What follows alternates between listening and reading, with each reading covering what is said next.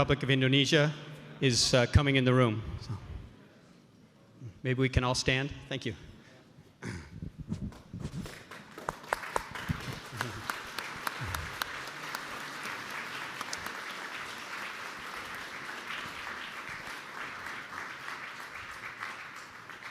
On behalf of the U.S. business community, President Prabowo Subianto, thank you very much for coming. We are going to go directly into an MOU signing ceremony. Let me hand it over to my colleague, Mega Valentina. Where is she?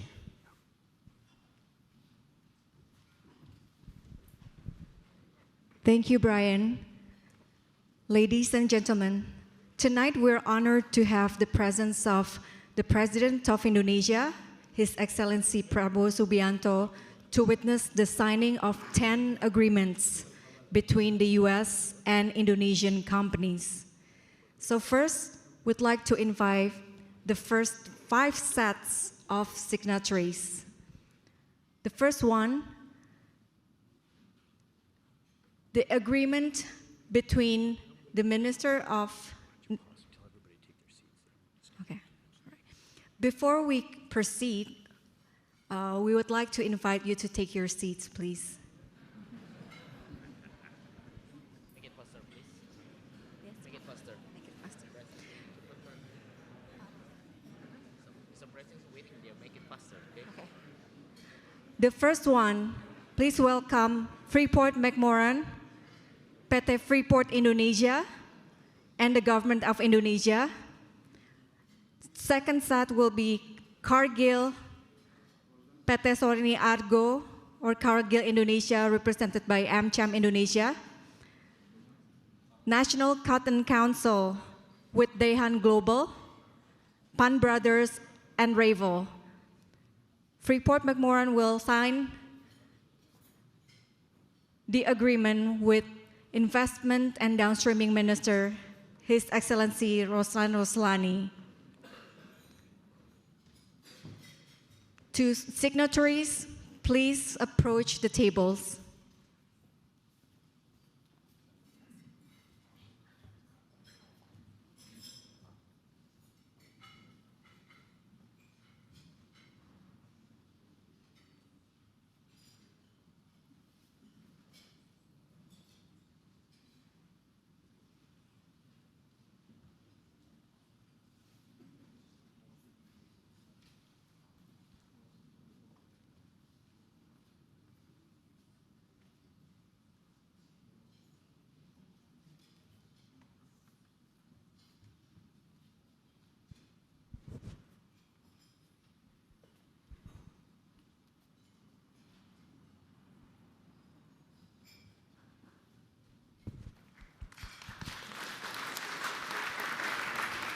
Thank you.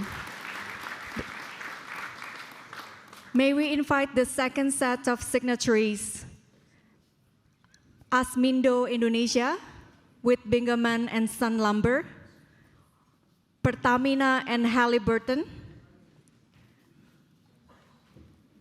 PSN Wirajaya and Tinergy, PSN Wirajaya and Solana Group LLC.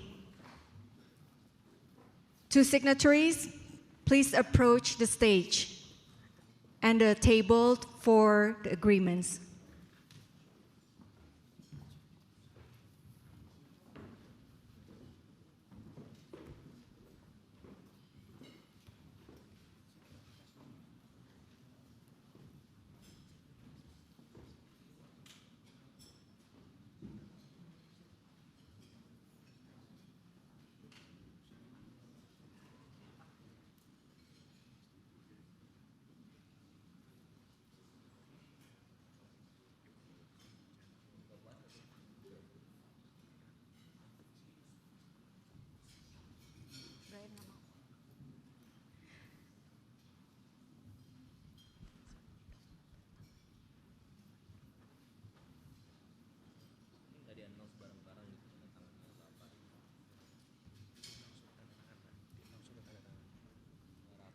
The signatories are signing the MOUs.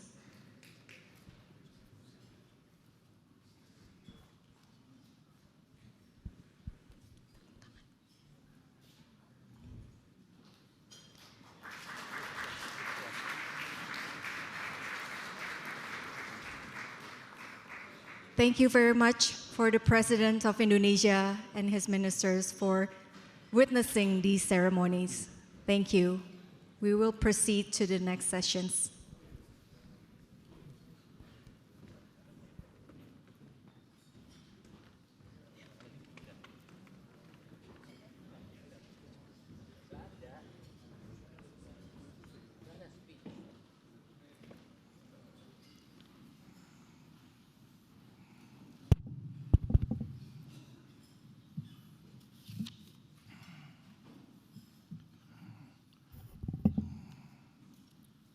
Excellencies, distinguished business leaders, distinguished government leaders, and ladies and gentlemen, good evening. First of all, thank you very much for those kind words. I don't think I deserve those kind words, but thank you very much. I am deeply honored tonight to be here, invited by the US-ASEAN Chamber of Commerce, the US Chamber of Commerce, and the USINDO, the United States-Indonesia Society, of which, by the way, my father was the Indonesian co-president, I think, in the first years of USINDO. And so I'm pleased to be here in Washington, D.C. I've been invited by the President of the United States to be in the first, I think, official meeting of the Board of Peace, which was established to try to follow through on the ceasefire agreements in Gaza and to work towards a pathway in which we can find a lasting solution to the problems, the conflict in Gaza and in the Palestine. So this will be a very important meeting that I attend, and also I'm here also to conclude a major trade agreement between our two countries.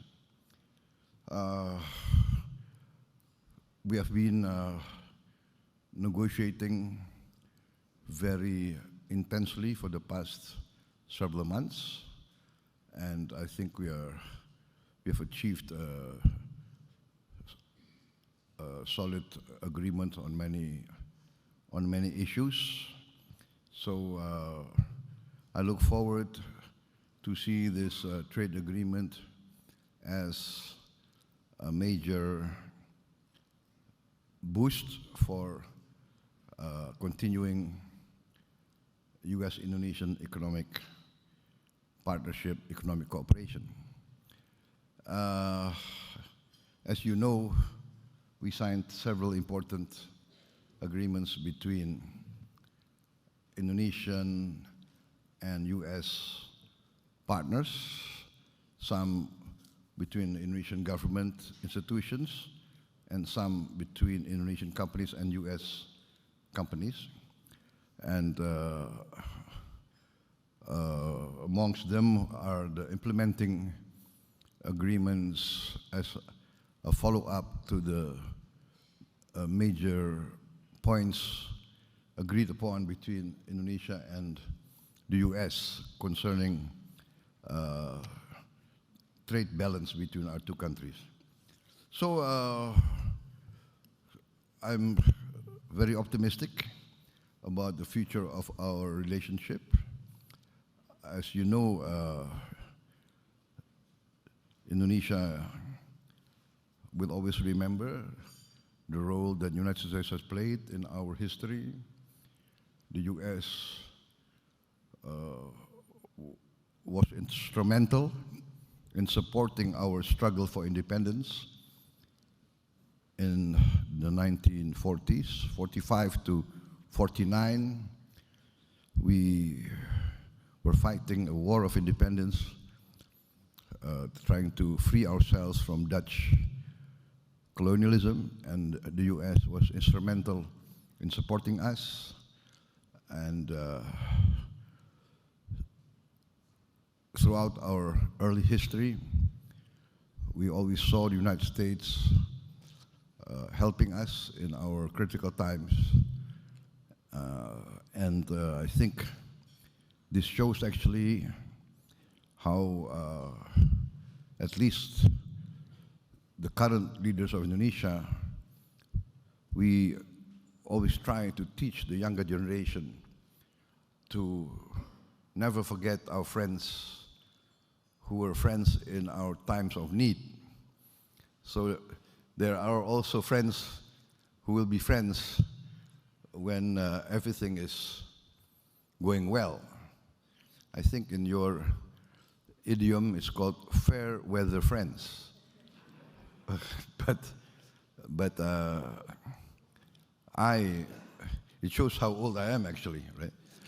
That I remember those tough times, right? And so we do remember. And I think today, my visit here, my support of the U.S.-Indonesia partnership, I think is evidence of our commitment that we want to see a strong American presence in Indonesia. We've always wanted that. We always tried to convince America, United States of America, that Indonesia is a true friend, even though maybe politically we have a tradition of non-alignment. That's our tradition. In our foreign policy, we take the position of great respect for all the great powers. And we value this friendship to all nations.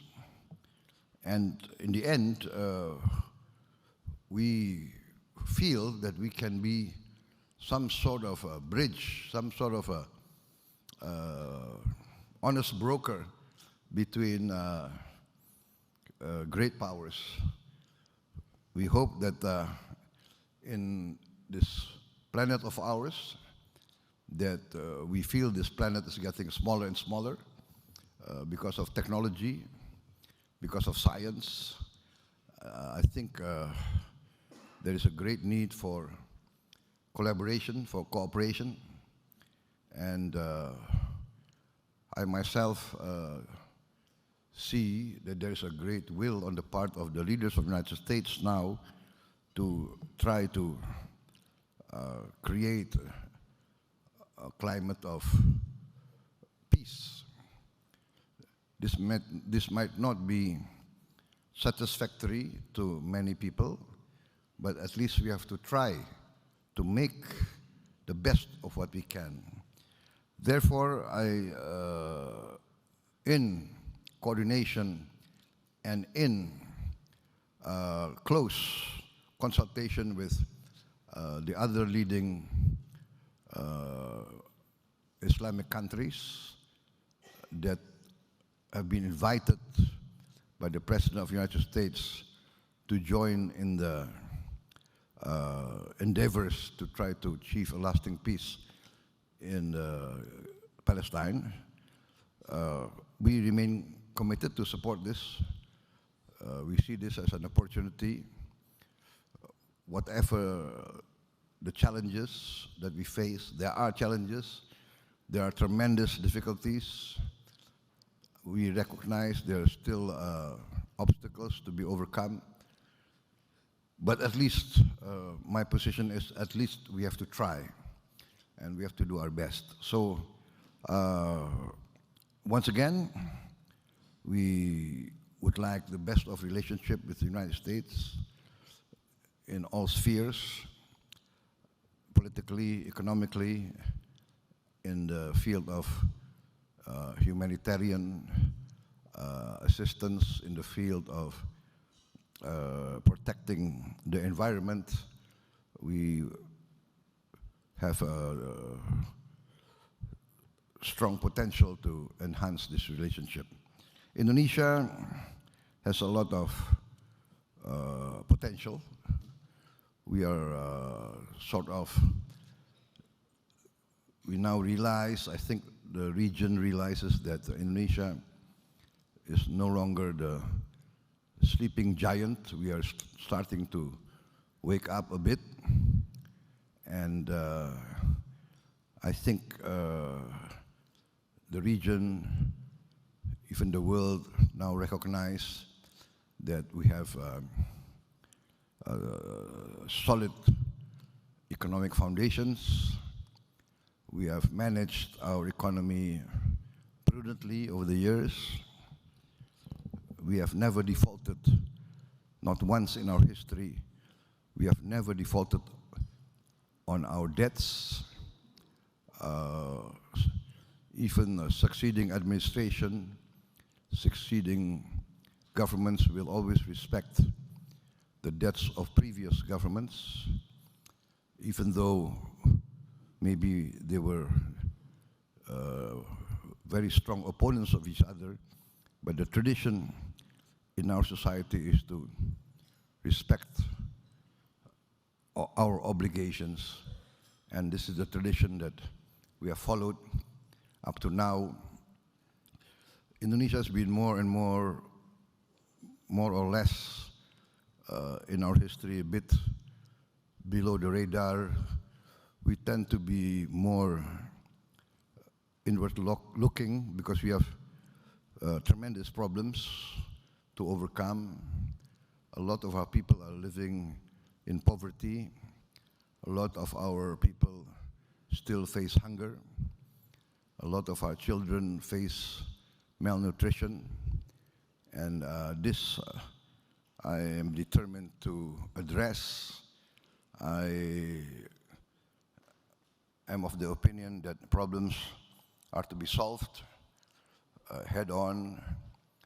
We must have the courage to acknowledge our weaknesses, acknowledge our problems, and do our best to look for the best solutions.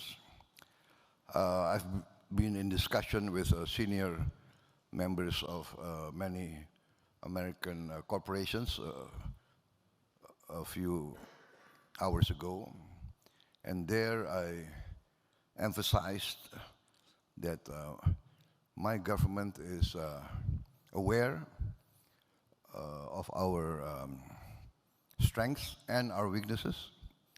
We acknowledge our weaknesses. We are determined to create a more efficient government.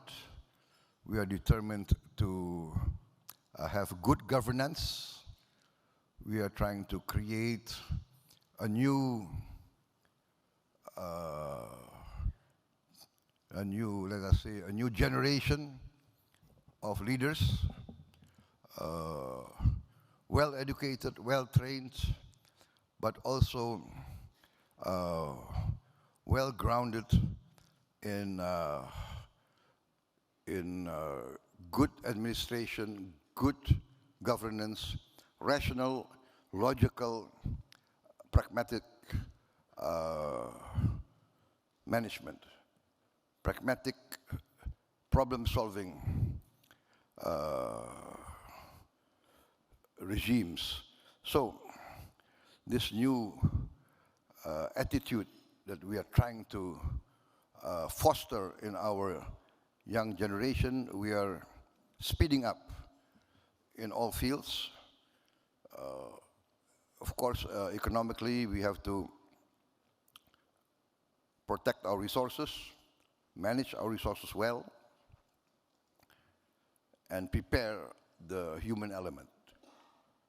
Education, for me, is very important.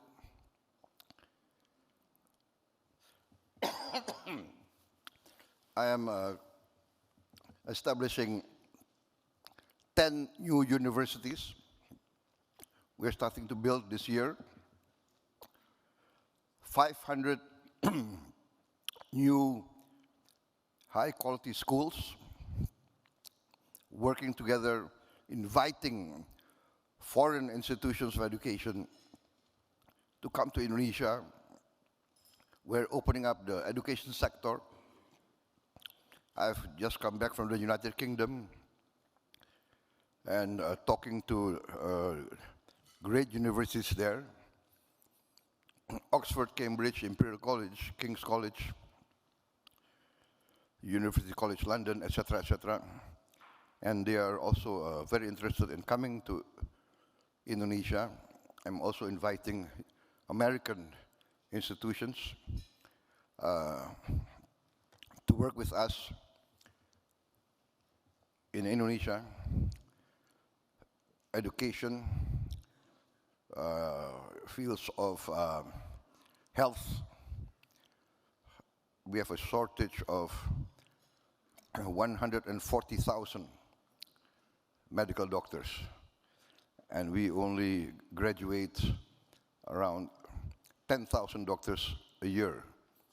That means it will take us 14 years to fill this gap unless a new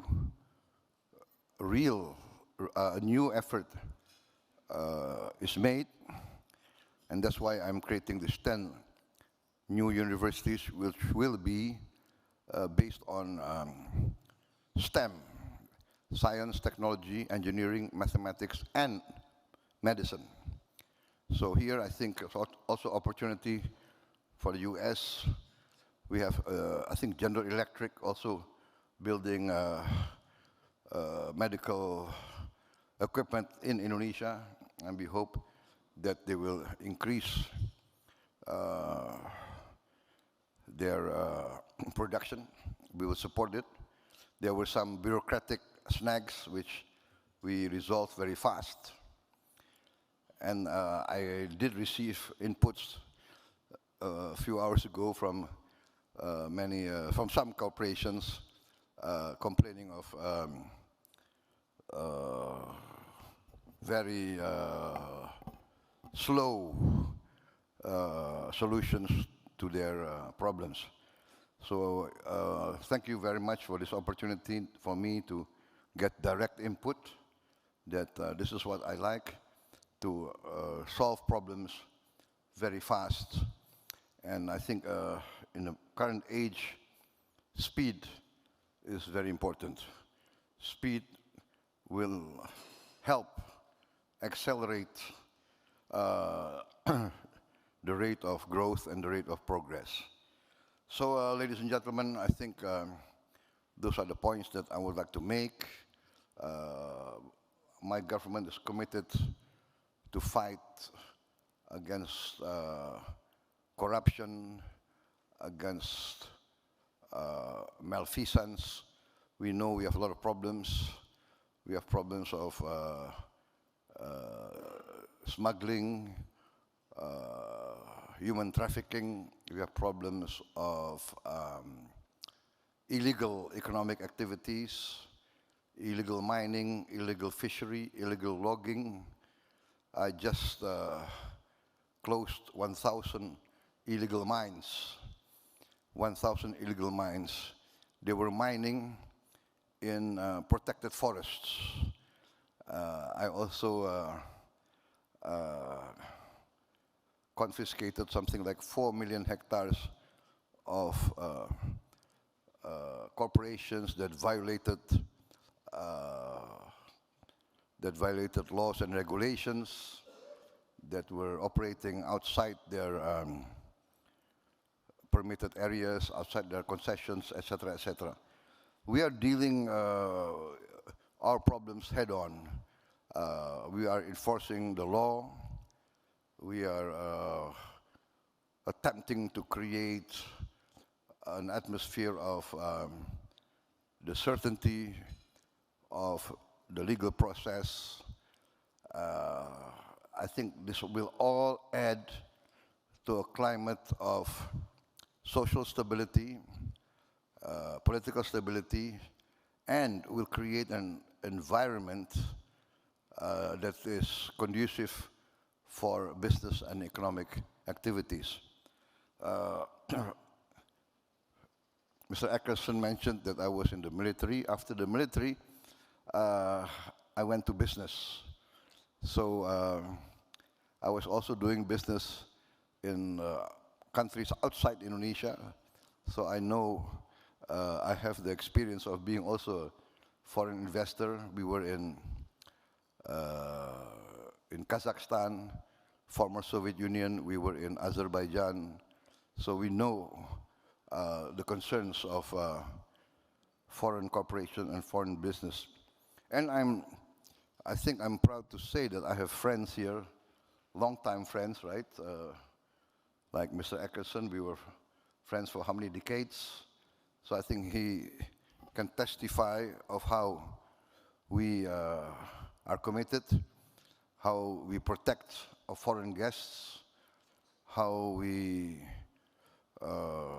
uphold the sanctity of contracts, the sanctity of agreements, and I think this will testify to the tradition of Indonesians who welcome foreigners as guests.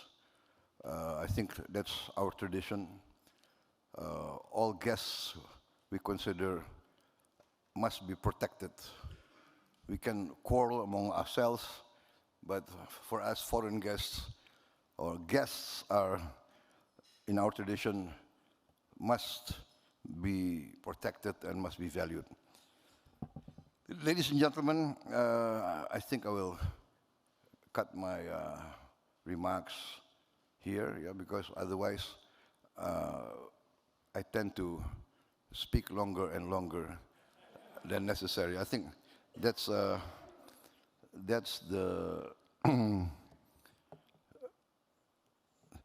that's the downside of politicians and political leaders, right? But I think it's your fault for giving me a podium. Yeah? Because an American political leader actually taught me, said, Prabowo, never stop campaigning. So even though you are just elected, and he told this a few weeks after I was elected, never stop campaigning. So this is, I always have this, who knows, I'll get 3 or 4 more supporters from this meeting. But anyway, you must know that we value US-Indonesia relationship. We value American involvement, American participation, and for many years, actually, you know, whether you like it or not, I mean, people in Southeast Asia always considers United States as a strong friend and, let us say, a leader of the free world. Thank you very much. Thank you.